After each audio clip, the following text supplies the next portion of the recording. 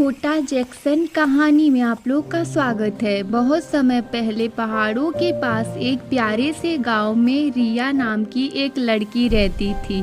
रिया बहुत मेहनती, समझदार और दिल की साफ थी, लेकिन उसके मन में एक बात हमेशा चुभती रहती। वह खुद की तुलना दूसरों से करती थी। जब गांव की लड़कियां दौड़ती थी तब रिया पीछे रह जाती।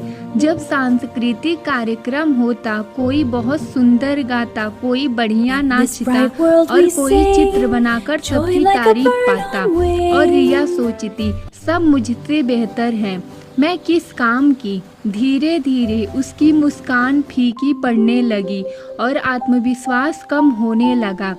एक दिन वह बहुत रोते हुए गांव के पास एक नदी के किनारे एक बरगद का पेड़ था। उसी के छांव में एक बुजुर्ग दादी बैठी थी। दादी ने पूछा, क्या हुआ बेटी, क्यों रो रही हो? रिया बोली, मुझे लगता है मैं किसी काम की नहीं, हर कोई मुझसे आगे है, मुझ में कोई खासियत नहीं। दादी ने मुस्कुराते हुए अपनी पोटली से 2 बीज निकाले, एक सूरजमुखी का और एक पीपल का। उन्होंने कहा, इन दोनों बीजों को घर के पास मिट्टी में बो दो, हर दिन पानी देना। बस रिया ने वैसा ही किया। कुछ ही दिनों में सूरजमुखी उग आया। उसकी पीली पीली पंखुड़ियां देखकर गांव वाले बोले, वाह कितना सुंदर फूल। बच्चों ने फोटो खींची, हर कोई उसकी तारीफ करने लगा। रिया के मन में फिर दुख उठा, पीपल का बीज तो अभी तक दिखाई भी नहीं दे रहा, शायद मैं भी उसी जैसा बेकार हूँ। धीरे धीरे मिट्टी से एक नन्हा पीपल अंकुरित हुआ। किसी ने ध्यान नहीं दिया, पर रिया रोज उसकी देखभाल करती रही। वह उससे बातें करती, पानी देती और धूप छांव का ध्यान रखती। महीने बीते, फिर साल बीते। पीपल का वह छोटा पौधा अब एक विशाल पेड़ बन गया था। उसकी छांव में गांव वाले आराम करने लगे, बच्चे खेलते, बूढ़े लोग विश्राम करते, पक्षी उस पे घोंसले बनाने लगे। वह पूरे गांव का सहारा बन गया। सूरजमुखी जल्द ही मुरझा गया और सूख कर गिर पड़ा। अब कोई उसे याद भी नहीं करता।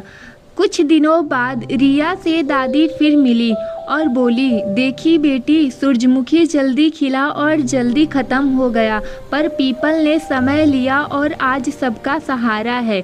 अगर पीपल सूरजमुखी से तुलना करता तो शायद आज कभी बड़ा बन ही नहीं पाता। हर बीज की अपनी पहचान होती है और हर इंसान का अपना समय।